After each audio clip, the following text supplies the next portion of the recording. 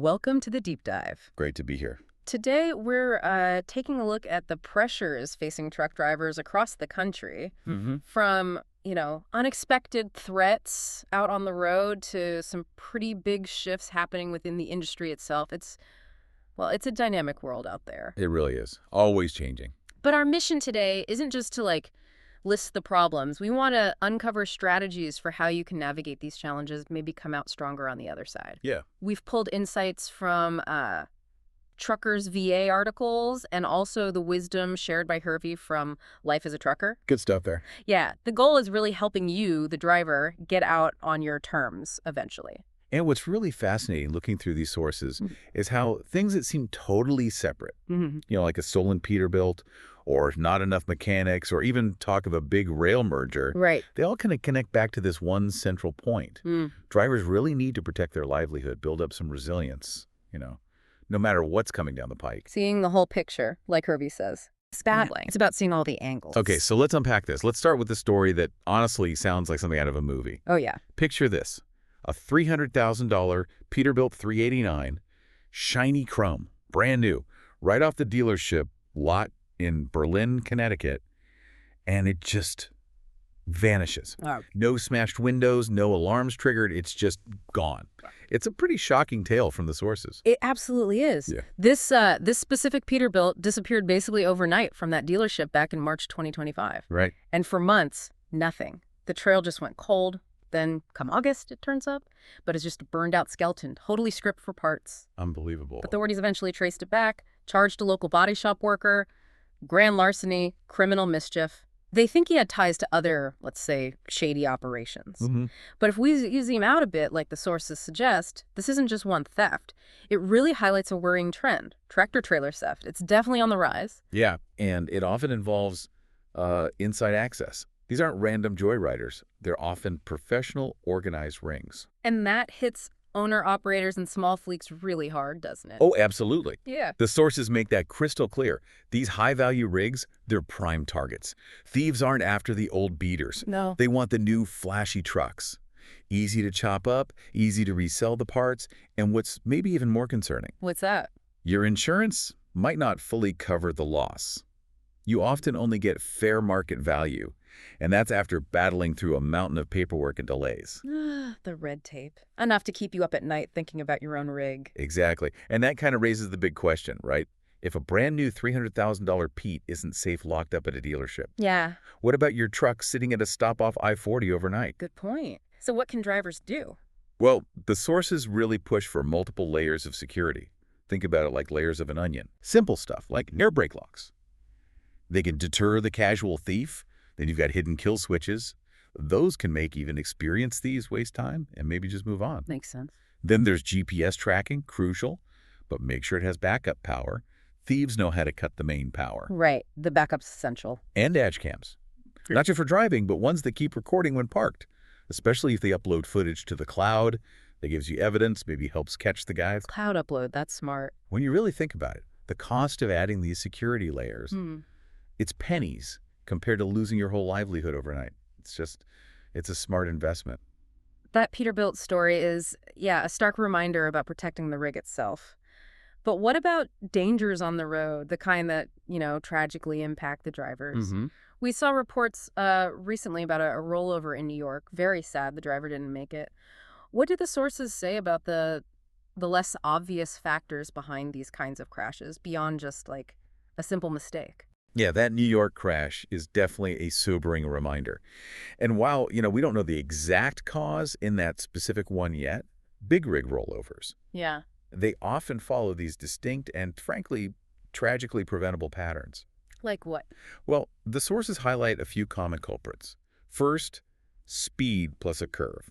Classic recipe for disaster. Too fast on an off-ramp. Exactly, or a downhill curve. Yeah. That high center of gravity shifts, the trailer starts to lean, and sometimes there's just no bringing it back. Okay. Second, load shift. If your cargo isn't secured right or it's uneven, a sharp maneuver can throw everything off balance instantly. Yeah, I can see that. Third, driver fatigue. Big Yeah. red flag, especially in those early morning crashes. impaired judgment, maybe even microsleeps. Scary stuff. Fourth, mechanical failure. Think bald tires, blown airbags, suspension problems. They might not cause the initial issue, but they can make it impossible to recover during, say, an evasive maneuver. And finally, tricky road conditions. Black ice, poorly marked construction zones, sudden shoulder drop-offs. They can set these dangerous traps. And it's not just rookies making these mistakes. Absolutely not.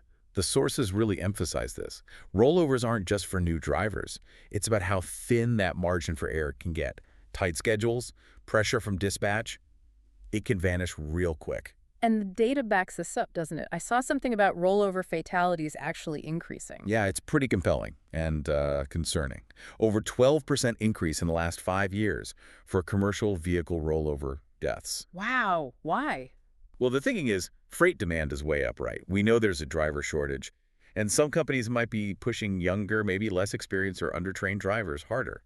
So it's an industry pressure thing? It seems to be a factor. It's like the whole system is yelling, hurry up, but maybe forgetting to yell slow down when it really counts. Yeah. And that has dire consequences sometimes. So who's responsible when something like this happens? It sounds complex. It is complex. And Hervey from Life as a Trucker would probably urge us to look at all the angles here. Right. You've got shippers and dispatchers. Let's be honest. They want freight moved fast and cheap. Yeah. Sometimes that pushes drivers beyond safe limits. Then the driver themselves. Yeah, drivers are caught in the middle, aren't they? Balancing survival, making a living, with providing service, knowing that maybe taking an extra hour of sleep means an angry broker. But it could also mean getting home safe. Exactly. Then you have investigators. They look at the data logs, maintenance, black boxes. But the human stuff, fatigue, pressure, that doesn't always show up on a printout. True. And then, of course, there are the families left behind. They just want their loved one home. They'd always prefer you be late than never arrive at all. It's a real web. So for drivers listening, what are the proactive steps? How can they try to avoid becoming another statistic? The sources give some really solid practical advice. Yeah. First, respect those curve speed signs, even if they seem low. Slow down below the posted limit. Give yourself that margin. Okay, good stuff. Second, do a real pre-trip. Don't just kick the tires. Actually get out, look at your suspension, check the tire pressure, really scan your load security. It takes time, but worth it. Absolutely. Third, refuse the rush. Don't let dispatch pressure you into a dangerous situation. Your safety comes first, period. Easier said than done sometimes, but crucial. It is.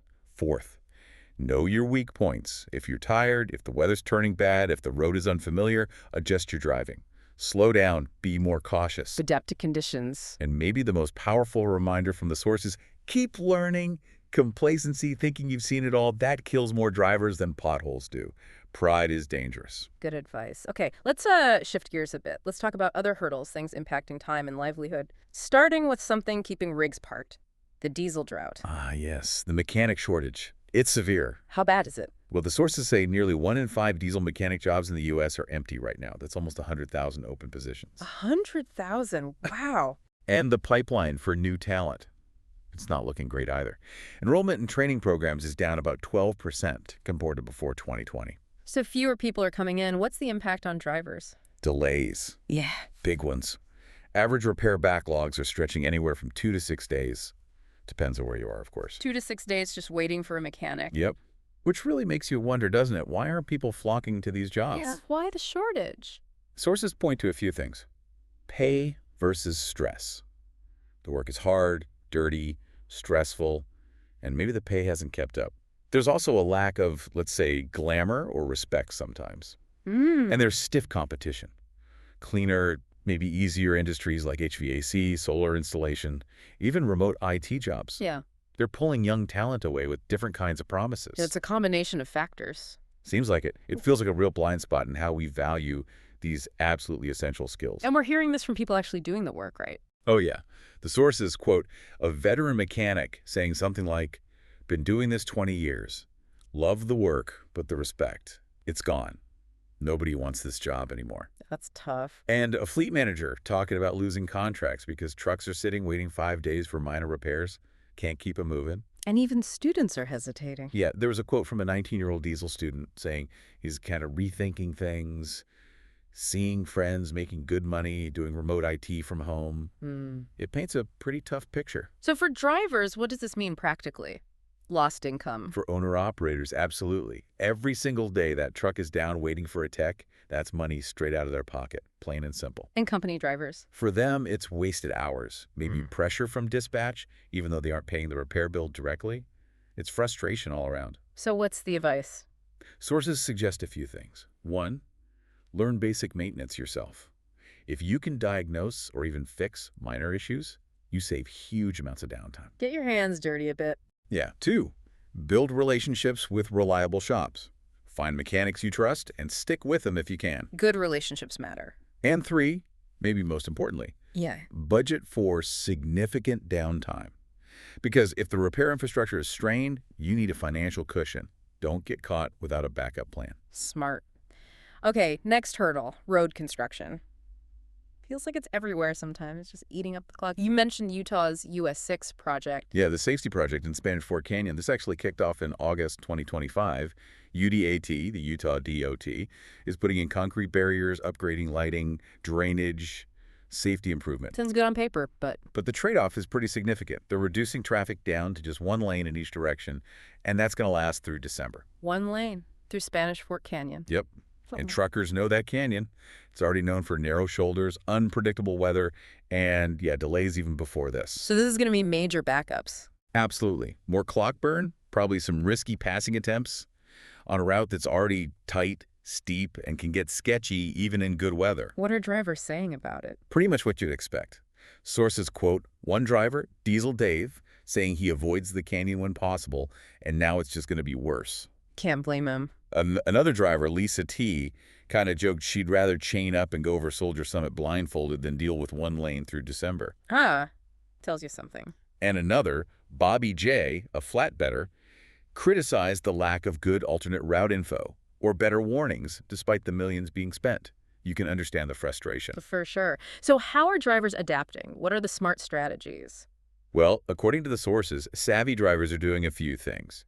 Checking UDOT's live cameras and traffic apps before they even get near the canyon. That's crucial. Planning ahead. Yep, running alternate routes like I-70 or US 191 if the load and schedule allow it. Avoiding it altogether. Pre-calling shippers and receivers, letting them know about potential delays, adjusting ETAs to avoid issues. Communication is key. And maybe the most practical advice. Stock up on snacks and patience for those inevitable canyon waits.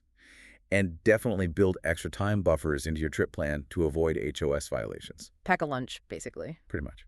And for some drivers, this kind of consistent disruption is another reason they're looking seriously at building income streams off the road.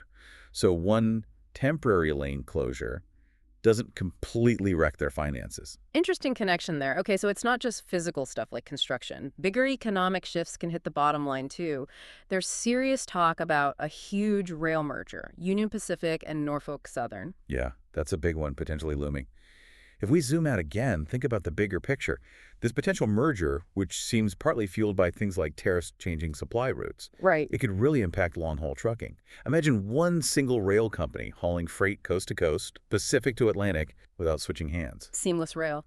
Exactly. That eliminates delays, complex interchanges, duplicate costs for them. It gives rail a massive competitive advantage. And that means Every container, every load that shifts from a truck to that potentially cheaper, faster rail service, that's less freight, less money available for owner-operators and smaller carriers who depend on that long-haul market. what's the reaction from truckers been like? Pretty strong, as you'd imagine.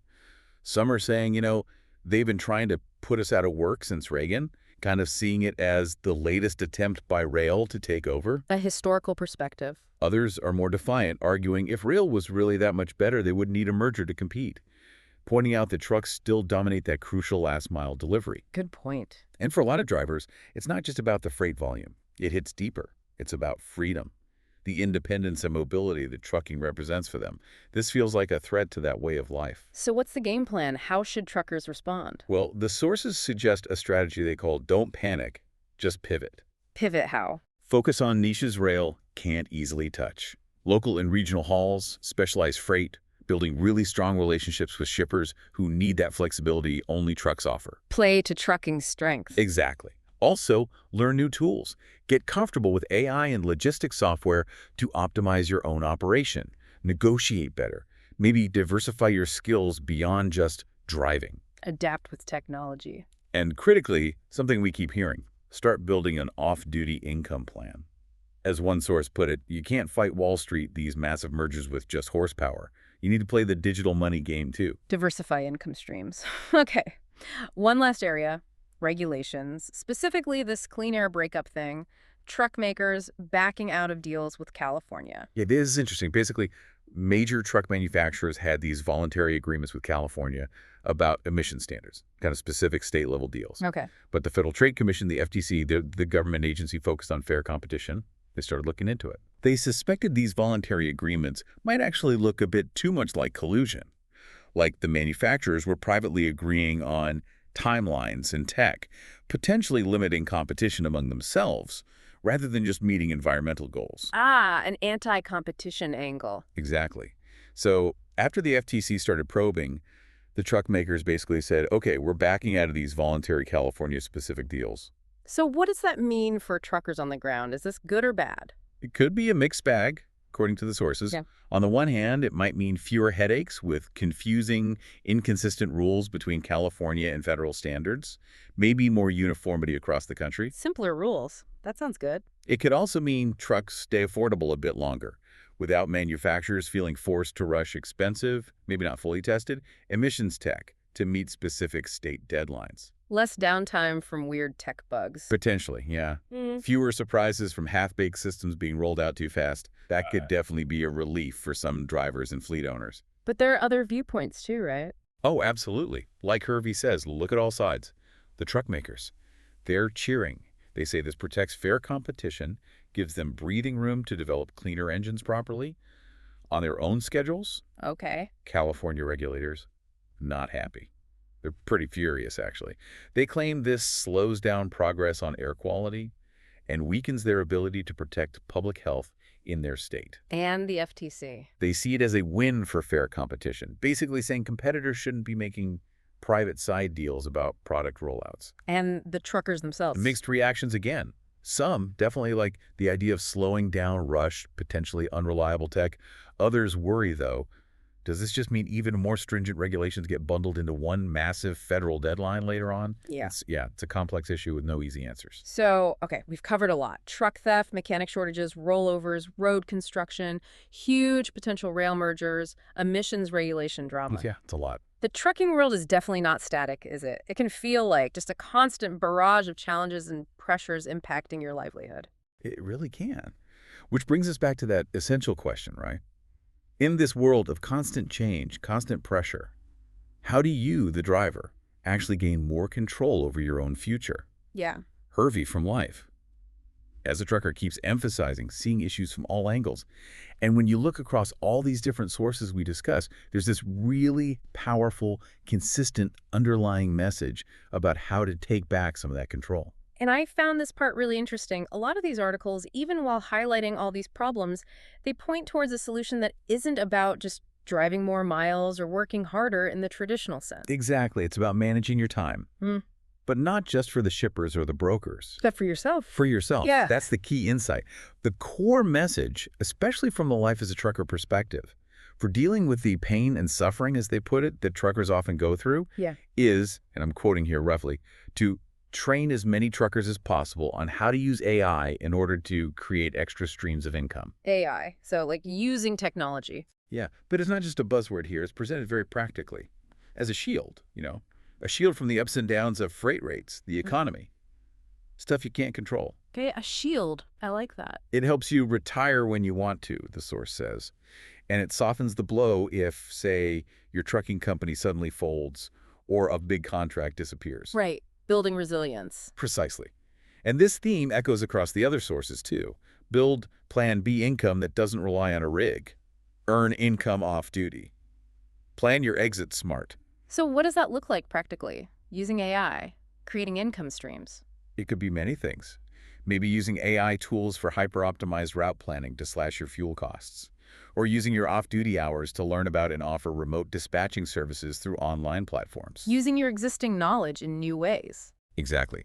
Or even taking simple online courses to pick up skills in, say, digital marketing, maybe to help other small trucking businesses promote themselves. It's really about empowering yourself, learning new skills, using that downtime wisely, building income streams online. Yeah. It makes you less vulnerable to all those external forces. And it's important to stress this isn't necessarily about telling everyone to leave trucking, right? Unless they want to, of course. Not at all. It's about building a future where you feel more respected, more supported, where you have choices, where you have financial resilience, no matter what the industry throws at you next week or next year. Having options, having control. That's the bottom line. Your rig, it's your business, it's your freedom, often is your home away from home. Protecting it and protecting your future means staying informed and, crucially, being proactive. Don't wait for the crisis, basically. Don't wait until the truck is stolen or the mechanic backlog is a week long or the freight dries up. Exactly. Plan your way forward now.